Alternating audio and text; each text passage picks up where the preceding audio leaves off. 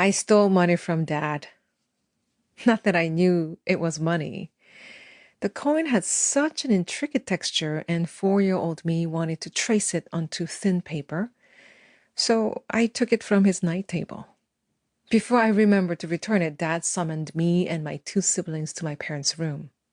"Did you take a coin from this table?" he asked us one by one in birth order. "Nope," my sister said lightheartedly. "Never," my brother protested confidently.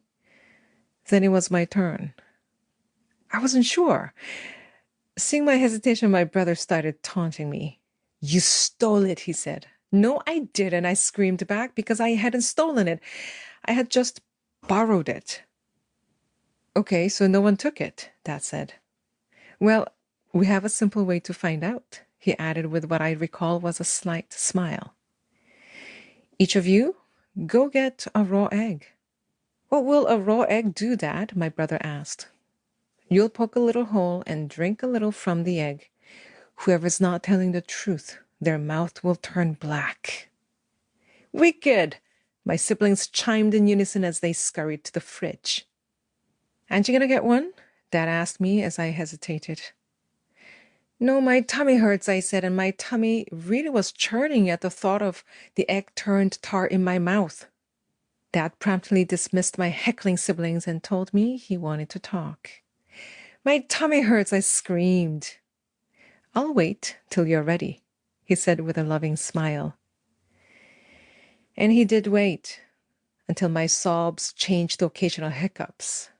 Then we talked.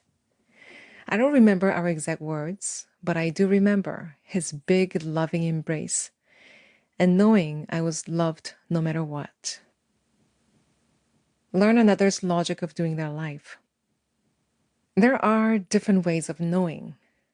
My mechanic's way of knowing my car might not be the same as my mom's way of knowing my heart. The root word of know, gno, is found in many other words like gnome or ignore. Other combinations of this root make familiar English words rather curious. Take, for example, diagnose.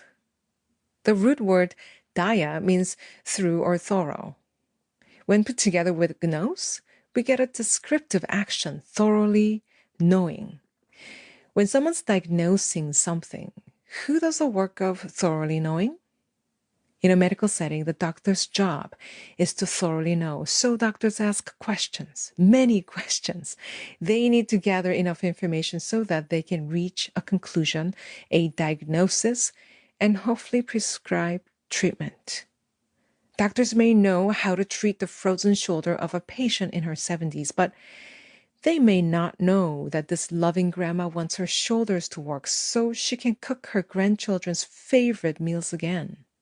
Unless you ask, you don't know the other person's logic for their life.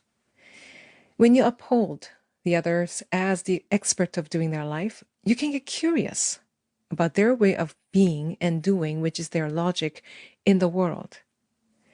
You can approach your conversations with an authentic learning stance, assuming that they must have a good reason for wanting what they want and doing what they do, as I did with Helena when I asked, "Suppose our conversation somehow turns out to be useful. How might you know that things are moving in the right direction for you?"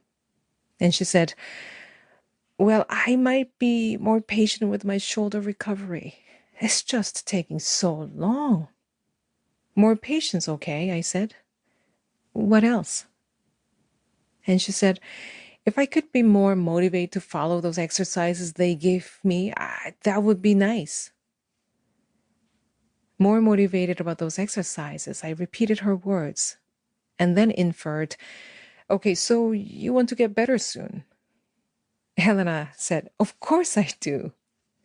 "Well, you do. So what are some things that you want to do first when you get better?" I asked.